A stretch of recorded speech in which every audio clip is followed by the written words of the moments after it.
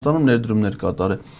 Աշխարհի խոշոր երկրներից մեկն է, խոշոր տնտեսություններից մեկն է Ֆրանսիան,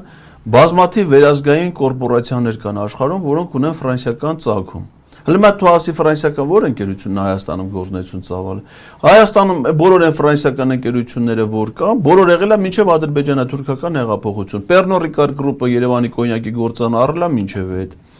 Վիոլան եկել է Հայաստանում ջրային ոլորտի կառավարումը իրականացնում մինչև Նիկոլ Փաշինյանը։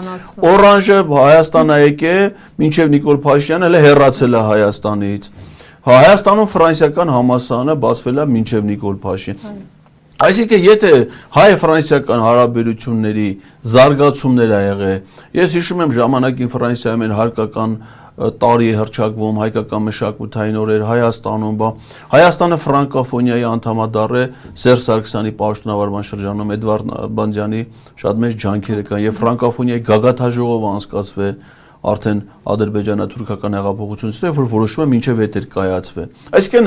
ֆրանսերենի որպես լեզվի տարածման հայ-ֆրանսիական հարաբերությունները թե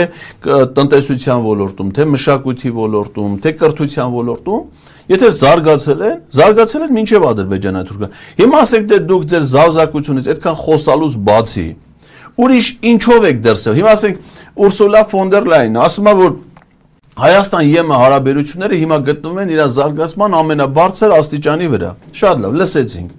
Բայց խնդրում եմ, էլի Թոտիկին Ուրսուլան ասի, ինչով է դա արտահայտվում։ Այդ զարգացման բարձր աստիճանը, որ ինքը ասում է, որ գոյություն։ Մենակ դրանով է, որ իրանք 50 հոգով եկել են Հայաստան, դրանով հարաբերությունները զարգանում։ Որ Նիկոլ Փաշինյանը շուշուտ գնում է Եվրամիություն կամ Եվրոպական պարլամենտում ելույթ է, խոսում է։ Մի ժամանոց ասեք կարող է մի 20 րոպեանոց ելույթ անում, այդպես հարաբերությունները զարգանում։ Հարաբերությունները